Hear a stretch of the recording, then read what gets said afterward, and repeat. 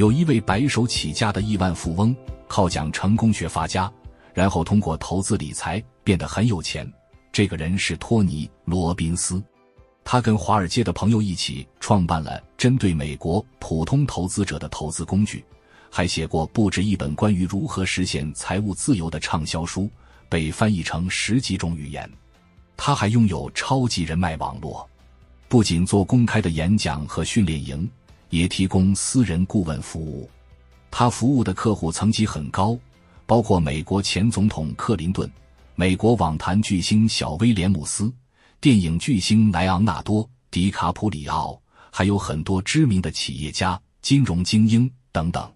重点来了，为了写这本书，罗宾斯通过自己的人脉网络，找到了包括达利欧、巴菲特等50位投资理财大师做采访。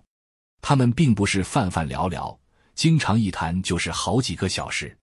罗宾斯本来就是特别会讲话的人，所以他从这些投资顶级大师那里挖到了很多宝，包括他们自己的资产配置计划，还有他们对普通投资者的实用建议等等。今天要给大家分享的书是《前7步创造终身收入》，书里大段地呈现了罗宾斯跟他们的沟通细节，其中最让人惊喜的就是瑞达利欧这部分。达利欧给出了一种适合个人投资者的我们能直接抄作业的资产配置思路，这是他在自己的原则那本书里都没提过的，但是在这里被罗宾斯给追问出来了。后面我们也会重点介绍。这本书很厚，有50万字，800多页，但是脉络很清晰。整本书分成7个部分，教我们怎么7步创造终身收入，实现财务自由。在罗宾斯看来，财务自由就是你的投资理财会给你带来一生稳定持续的现金收入，你能自由地干自己想做的事，不用只为钱而卖命。你可以工作，只是为了开心，不是为钱。为钱工作，你是钱的奴隶；为爱工作，钱是你的奴隶。你好，欢迎来到意林读书，每天一本好书，带你踏上思维与财富的双重升级之旅。那么怎么实现呢？下面我们就来说说这本书里给出的7个步骤。第一部分，多存钱，少上当，做规划。首先第一步很简单，就是3个字，多存钱。作者建议要把月收入的10%以上储蓄起来，用作投资。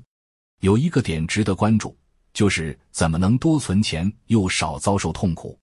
书里讲到一个方法，是诺贝尔经济学奖得主、行为金融学奠基人瑟勒的建议，就是承诺明天储蓄更多。比如说，你先设定每个月会自动储蓄你工资收入的10%，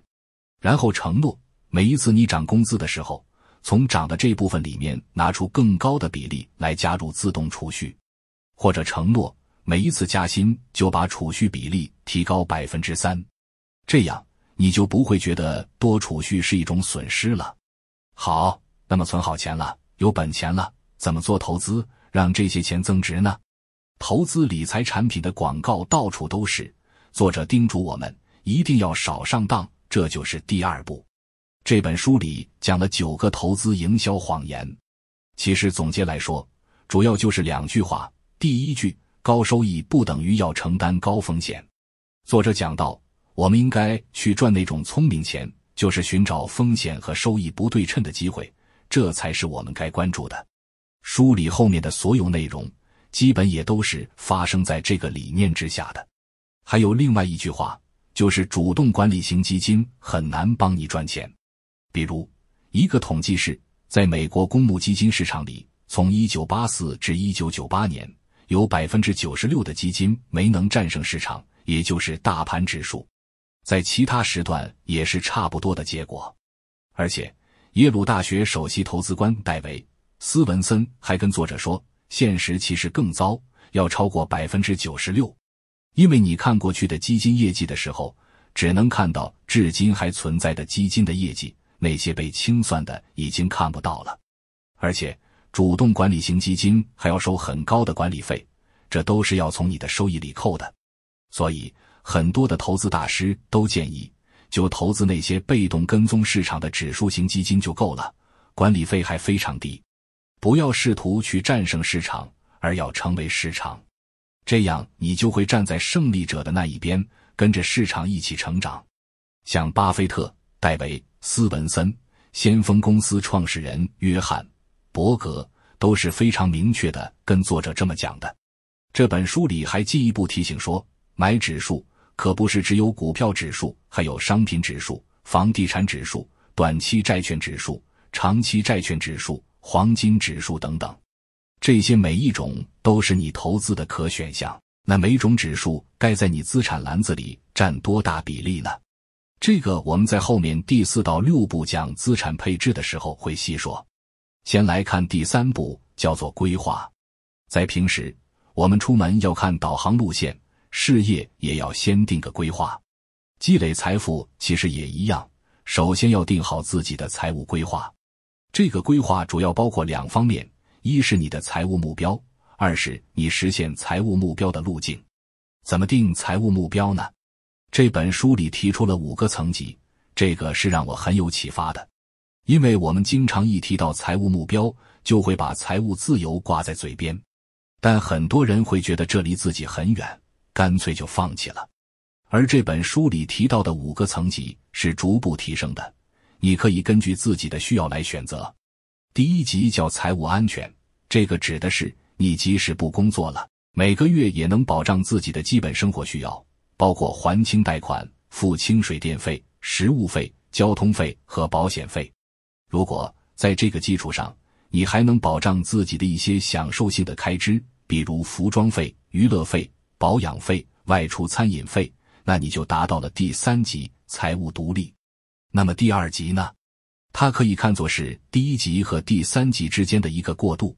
如果你说我能保障自己的基本生活需要，但是享受的费用不需要那么多，满足一半也行，那你就是在第2级，财务活力。那么在满足了生活费、享受费以后，接下来要满足的是梦想费。你肯定对于生活有大大小小的梦想，比较接地气的可能是来一趟出国旅行，有一辆更好的车，换一套更大的房子，也可能有更放飞自我的，比如有一辆自己的游艇，一架私人飞机，一座自己的庄园，设立自己的慈善基金会等等。那么如果能满足那些接地气的梦想，你就算是实现了财务自由，这是第4级目标。如果连放飞自我的梦想都能满足，那就是绝对财务自由，也就是最高的第5级目标。我们来举个例子，比如小张每个月还房贷6000元，生活杂费3000元，享受费2000元。那么如果他要到达第3层目标，财务独立，每年就需要 13.2 万元。那么小张要想每年不用工作就拿到 13.2 万，就需要靠投资的收益。假设小张会把自己的钱投资到收费很低的股票大盘指数基金上。根据指数基金之父约翰·伯格的预测，2020至2030年的股市平均收益率在 6% 左右。我们先暂且拿这个数做个大约的计算，就是用 13.2 万除以 6%， 等于220万。也就是说，小张在积累了220万元的属于自己的财富自由基金之后，他未来预计每年就可以拿到 13.2 万元的收益，覆盖掉他的生活费和享受费。当然 6% 这个数字只是我们为了计算方便拿来用的一个参考值。等后面我们讲完第4到6步，你有了自己的资产配置方案之后，可以再根据它来重新测算收益率。另外，我们只是算了小张想要达到财务独立这个层级的目标需要积累的钱。如果小张想要再往上一层，实现自己的那些大大小小的梦想，那么需要把它们也折算到自己每年的开支里。作者在这里讲到一件事，他在帮自己的一些学员做测算的时候，会有学员告诉他，自己的终极梦想是拥有一架私人飞机、一座海岛或者自己的一支球队。这样他们就能随时坐自己的飞机去旅行，每年都有美丽的海岛假期，永久免费在包厢里看球。所以他们有的给自己算出来的财务目标非常非常高，甚至达到上亿。但是作者提醒他们，如果想拥有这样的生活方式，其实根本没有必要非得把这些东西囤积到自己手里。你可以租用私人飞机，每年付费去海岛度假，入股一支球队，你享受到的体验是一样的。作者希望我们记住，你的梦想应该关注的是想要什么样的生活方式，而不是想拥有多少的东西。因为这些东西你最终是带不走的。占有不是目的，金钱本身不是目的，钱给我们带来的体验、自由、机会，这些才是我们真正应该追求的东西。一旦明确了这一点，很多人发现自己梦想的实际价码比一开始预计的要少得多，有的甚至降到了原本的1/10不到。刚才我们已经一起计算了自己的财务目标，可能会有一些同学看着这个数字，感觉攒够它遥遥无期。怎么加速这个过程呢？书里给出的方法倒是不稀奇，无非就是开源节流，赚得更多，存得更多。其中在赚得更多这里，作者说我们每个人都可以有3份收入：工作收入、兴趣收入、副业收入，还有投资收入。那么这其实就是在告诉我们，投资这件事是不管在我们攒够财务目标之前还是之后都要做的。在攒够目标之前，它是加速的工具；攒够之后，它是创收的手段。第二部分，做配置，稳收入，学大师。那么怎么做投资呢？接下来的4、5、6步其实都是在讲这件事，所以我们就合在一起讲。我们知道投资其实主要就是2件事，一是配置，二是择时。资产配置主要关注的是买什么，买多少，择时关注的是什么时候买。平时我们看市场上那些最响亮的声音，很多在喊抄底、进场、加仓、减仓，这些其实都是在择时。择时的原理是基于你对市场走向的预测，但是这本书却告诉我们，最好的择时就是根本不择时，也就是在一开始就把自己的资产组合配置好，然后按照这个配置比例一直拿着，或者持续定投。这首先是因为预测市场这件事实在太难了，还很耗费精力，业余投资者很难做好。再有就是择时的重要性远远不如资产配置。从书里我们能看到，虽然不同的大师对投资有不同的观点，但是所有的大师都认可一点，那就是资产配置是决定投资长期业绩的最重要因素。比如我们都管巴菲特叫股神，但巴菲特其实并不这么想，他一次又一次地说，我的工作是配置。还有耶鲁大学首席投资官斯文森跟作者说，自己经常跟耶鲁的学生强调，资产配置能解释投资收益率的绝大部分，如果再考虑到你择时的时候，每次买进卖出要付的佣金、手续费，这个解释程度会更高。另外，如果说专业投资者对择时还有一定能力和经验的话，业余投资者在择时上是完全处于劣势的。所以业余投资者如果要和专业投资者在同一个市场上竞争，只能靠资产配置。也因为这样，业余投资者必须更加重视资产配置。但是资产配置可以说是投资里最专业的东西之一，学校的教授讲起它来都会非常复杂，投资教科书上也都是复杂的公式，专业投资者搞的模型就更复杂了。业余投资者想要搞清资产配置怎么做很难，不过好在这本书里给出的思路很清晰。书里讲了一个思路，叫3个水桶。第一个水桶叫安全水桶，这个水桶求稳，只做固定收益投资，里面放的资产类别主要是现金、货币基金、债券、养老年金这些东西。本金安全，收益稳定，投资的目的不是进攻，而是防守。第二个水桶是成长水桶，这个水桶求进，可以冒险一点，投资股权、房地产、商品期货、外汇、艺术品。投资的目标是追求更高的收益增长。要注意的是，我们提到的所有这些资产类别，作者建议的都不是投资具体的某一只股票、某一只债券或者某一栋房子，而是要充分分散风险，投资指数。这可以让你用最低的成本分散到数量最多、范围最广的资产上，比如股票指数基金、债券指数基金、黄金指数基金，还有房地产投资信托基金指数基金。这个是让你分散投资到很多不同的房地产投资信托基金上。记得我们之前讲过的原则，要寻找风险收益不对称的机会，实现低风险高收益，而分散投资就是一个重要的方法。你可能听过诺贝尔经济学奖得主马科维茨说过的那句话，分散投资是世界上唯一免费的午餐。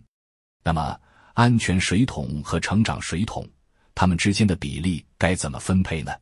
这个可以因人而异。比如你比较保守，那就可以安全水桶 70%， 成长水桶 30%。 如果你比较愿意冒险，那么也可以一半一半。你可能会问了，开始不是说有3个水桶吗？但是这前2个水桶加在一起就已经100%了呀。是的，因为这第3个水桶里要放的资金是不固定的。这个水桶叫梦想水桶。这也是这本书跟很多其他投资类书籍不一样的地方。作者罗宾斯说，我们应该拿出自己能承担的一小部分钱追逐梦想，要从现在开始，不要等以后钱多了才去追求梦想。你可以每个月固定从你的收入里拿出非常少的比例，比如 3%， 放进梦想水桶。另外很适合放进去的是那些意外之财，比如发奖金了，就拿出一部分放进去，还有你买的股票基金突然涨了很多，那就拿出一部分收益放进去。这对于那些总是在大牛市舍不得卖出，结果错过了机会的投资者来说，其实也是个不错的思路。梦想水桶里的钱没必要一直攒着，可以在我们想要的时候就拿出来花掉，这能给我们提供情绪上的快乐和兴奋，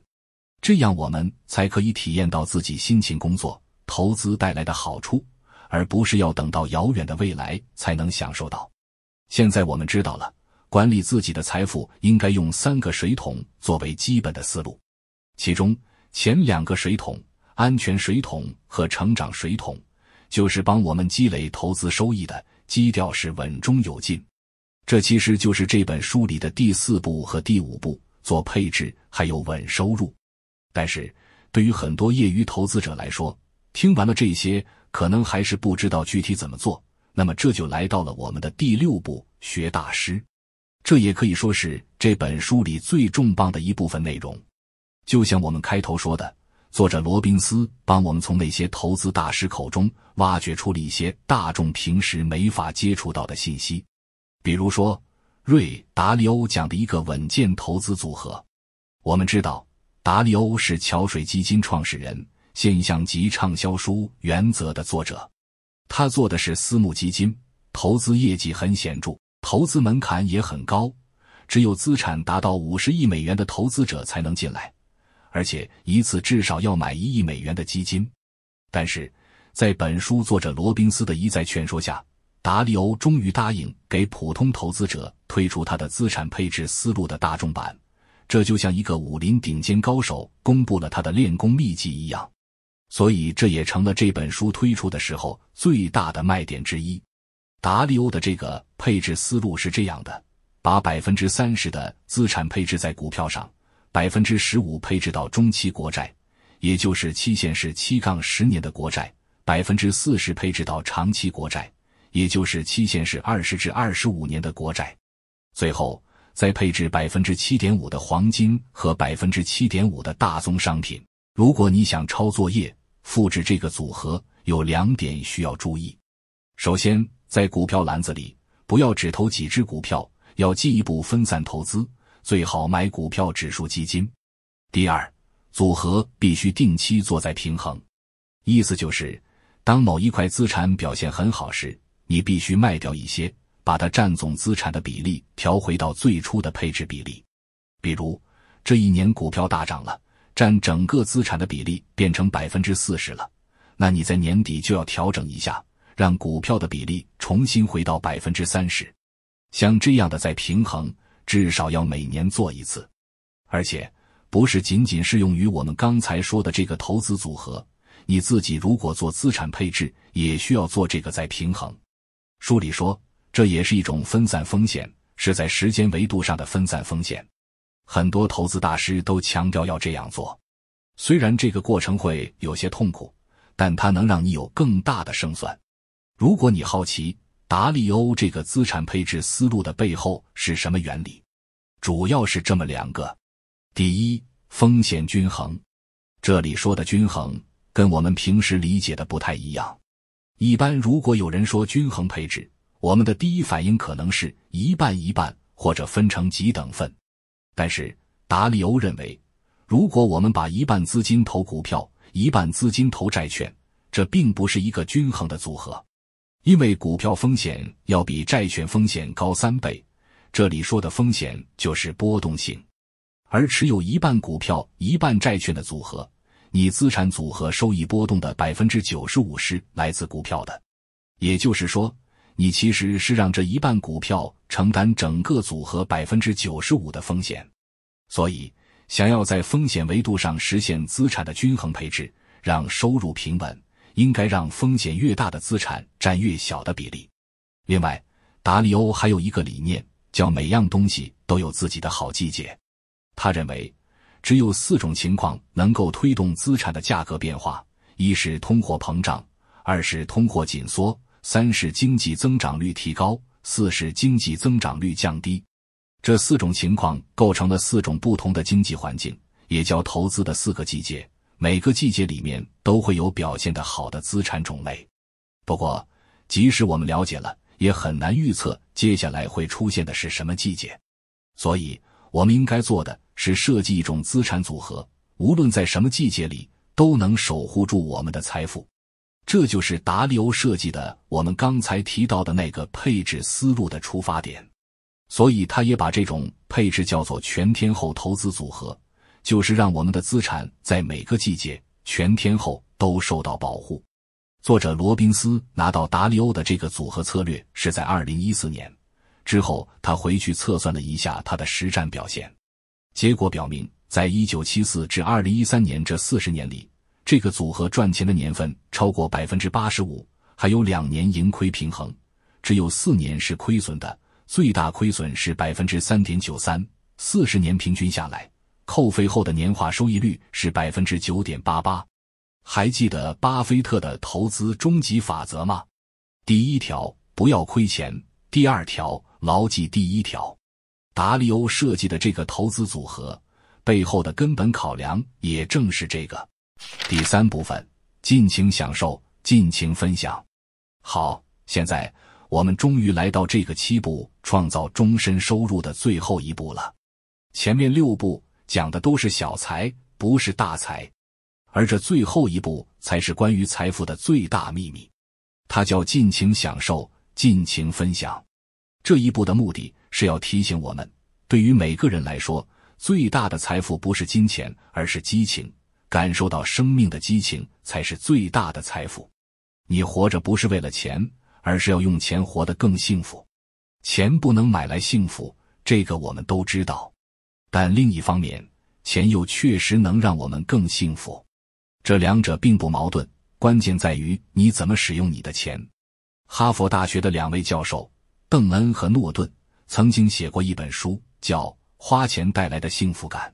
他们科学地证明了有很多花钱方式可以提升我们的幸福感，其中最重要的是这么3个。第1，投资与体验，比如去旅游，去学新的技能、新的知识，而不是囤积更多的财物。第2，为你自己买时间，把那些你最讨厌、最畏惧的劳动外包出去，比如大扫除、修理马桶等等，让金钱把你解脱出来，去追求那些你更爱做、回报更高的事情。第3，这也是作者罗宾斯最强调的一点，就是投资于别人。书里列举了很多科学实验，他们发现把钱给出去能给人们带来真实的满足。这种好处不仅会延伸到主观上让你感觉更幸福，还会延伸到客观上让你的身体更健康。丘吉尔说过，我们靠我们得到的东西生存，我们靠我们给予的东西生活。这就是作者罗宾斯认为的财富最终的秘密，给予。研究表明，人们给自己买东西的时候，他们只能快乐几分钟，最多几个小时。但是如果他给别人买东西，即使买的是一份小小的礼物，这种给予的快乐至少会持续一整天，而且经常会持续好几天，甚至有时候持续好几个星期。而且这种给予并不是仅限于给亲人、朋友，其实帮助给予陌生人能更大地撬动我们的幸福杠杆。权威心理实验证实，把食物、金钱自愿给予陌生人能带来的快乐程度，竟然比给予认识的人要高出10倍。罗宾斯讲到，很多我们熟悉的富豪，像卡内基、洛克菲勒、巴菲特、比尔、盖茨等等，在积累了巨大财富之后，都投身慈善事业。其实很大程度上就是因为他们意识到，给予所带来的幸福才是我们能拥有的最大财富。比如钢铁大王卡内基是典型的用前半生给自己赚钱，用后半生给别人花钱。但是你可能会说，他们都那么有钱了，做慈善当然不心疼，我自己的日子还紧巴巴呢，哪有富裕给别人？这里我们可以看看作者自己的经历。他小的时候家里很穷，一家人经常饿肚子。11岁那年的感恩节，他推开门发现一篮子食物是陌生人送来的，没有留下姓名。他非常感动。后来他开始效仿这位好心的陌生人，给不认识的挨饿家庭提供餐食。钱不多的时候，一年资助2家，后来到4家，再到8家。而现在他成立的基金会每年能够捐助5000万份餐食。另外他写的几本书获得的所有利润也会捐给慈善机构。在书里他讲到，对于我们普通人来说，并不需要做出大额的捐赠，即使只是加入一些公益计划，捐一些零钱，帮助陌生人减少饥饿，减轻病痛，也是好的。当然，给予并不仅是物质层面，也可以是给予你的时间、你的情绪、你的存在。把这些多多给予你的家人、爱人、朋友。像这样温暖鲜活的富足感，也是值得我们每个人更多的去创造的。总结，现在我们总结一下这本书里提出的如何7步创造终身收入。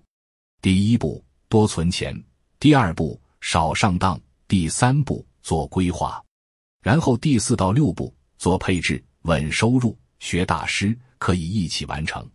第7步，也是关于财富的最大秘密，尽情享受，尽情分享。最后，我想再给你读读书里的几句让我很受触动的话。第1句，做投资理财这件事，要用一种适合自己的方式，必须能给自己带来心灵的平静。赚钱了，心却乱了，生活也乱了，那就不值了。第2句，获得足够多财富的秘诀很简单，找到一条路，让自己能为他人做得更多，比其他人做得多，让自己变得更有价值。